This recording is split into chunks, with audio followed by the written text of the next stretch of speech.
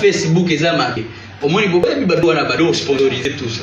Donc, il y a déjà qui bon, Kambo, Ngana moi sous la carrière nanga, je n'ai plus rien à perdre. C'est là na distraire ba autre comme ça, Ngana tika la calé, c'est qui va faire beaucoup de choses. Yo skola ça bango kake. Moi tout ce que j'ai fait c'est vrai, il y a batu mususu nyonso eza lokuta.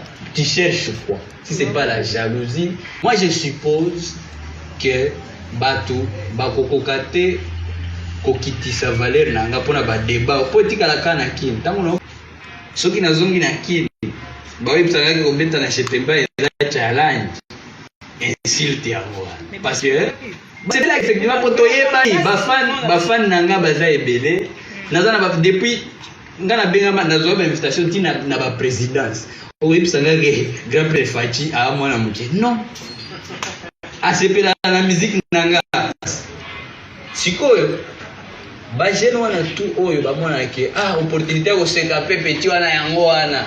En tout cas, je m'excuse, mais c'est la pire bêtise parce que je vais vous dire une chose.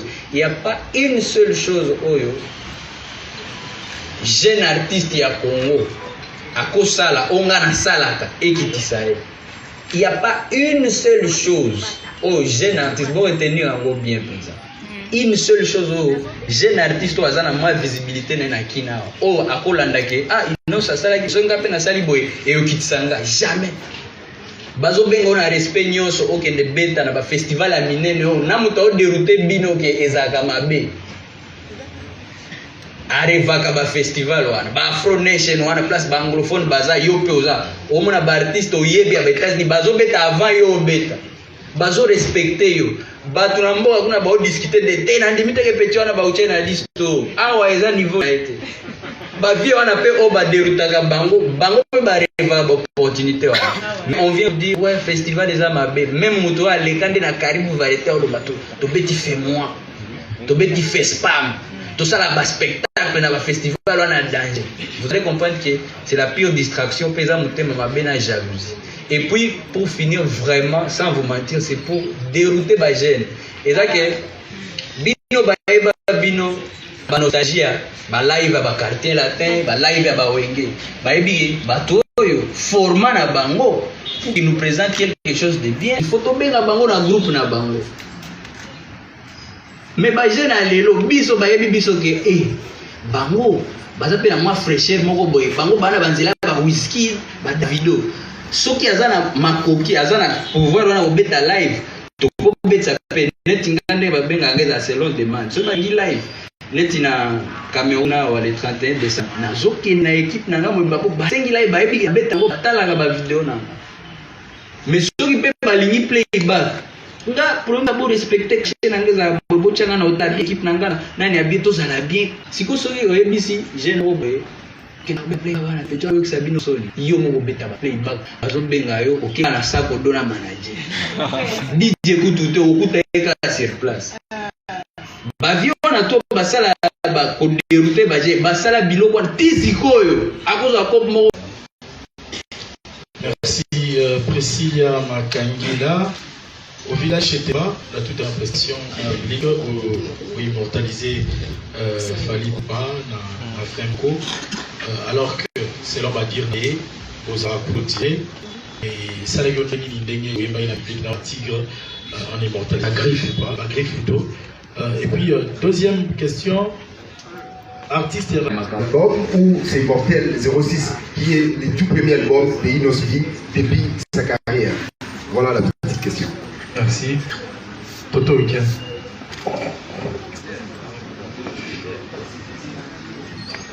Bonjour à tous d'abord. Donc bonjour, c'est Toto Momongo, Toto Weekend, 24. L'artiste est bonjour. Innocent, ça va? Moi, ma question est dans la moralité. C'est tellement simple.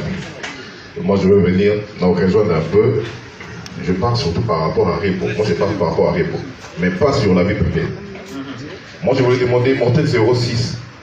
C'était aussi l'une des questions que j'allais demander, mais déjà, quelqu'un qui a anticipé, ça va. Nakati, il y a Mortel 06. Est-ce que featuring est entre toi et Repo? Isa, tout Isa, T. Ma deuxième question, et ça, moi, c'est plus aussi équipe de côté. Inosbi, depuis que vous êtes avec Repo, Inos, ça va concentrer. Oui, Tu as mon téléphone, mon Je te pose la question, c'est bon. téléphone. Non, c'est bon. Vous comprenez? Depuis que vous êtes avec Rebo, vous vivez avec Rebo. Yo, personnellement, est-ce que aujourd'hui Rebo, il est sous responsabilité d'Inos, il part artistiquement, musicalement. Et yo, maintenant vous êtes avec Rebo. Est-ce que Rebo a redressé ou a menti? Et on peut demander aussi, est-ce que dans le cadre de Mortel 06, il y a un futur avec toi et Rebo autant sous et pour placer puis on va l'ensemble. C'était juste ça ma question. Merci, Makangila.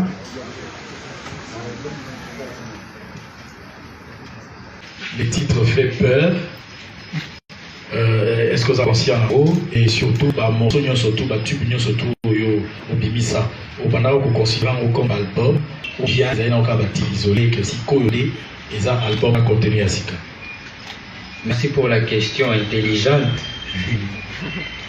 Mortel 06 n'est pas un titre qui fait peur, au contraire.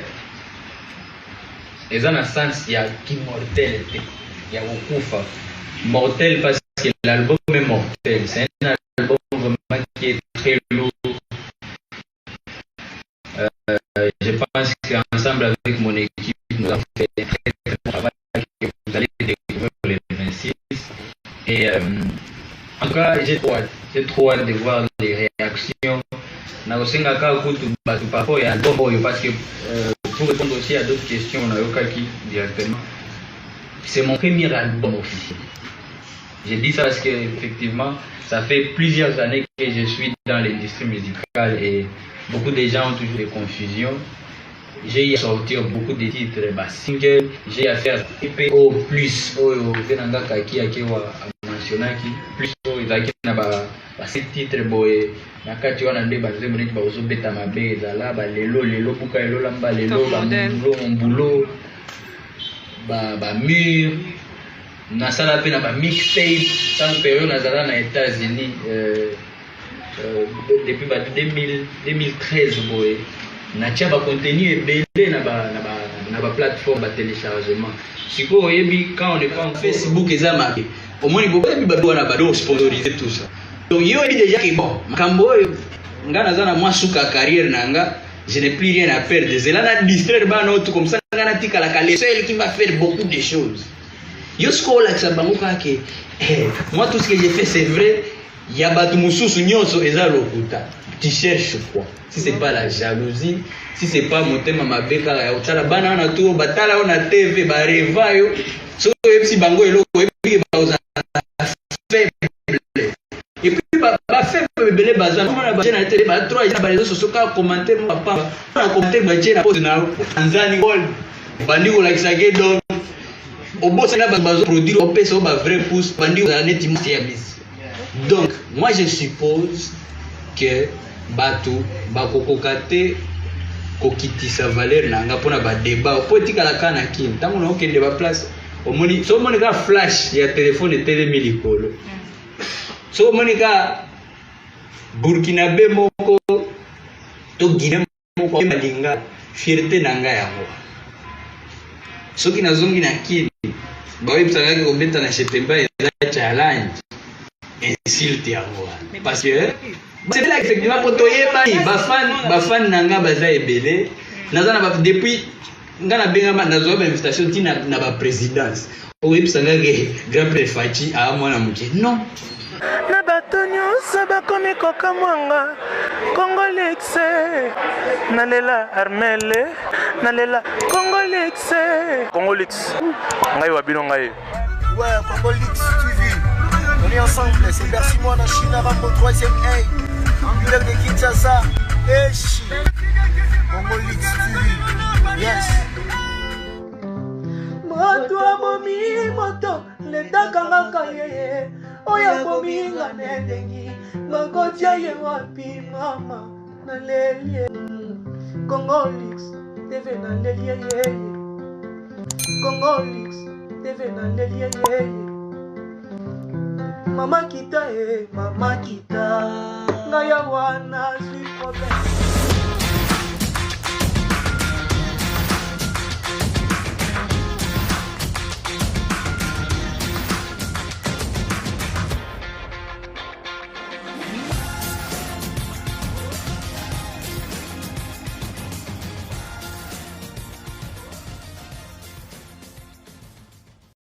abonnez-vous, activez la cloche de notification et n'hésitez pas non plus à liker la vidéo. Voilà, comme ça,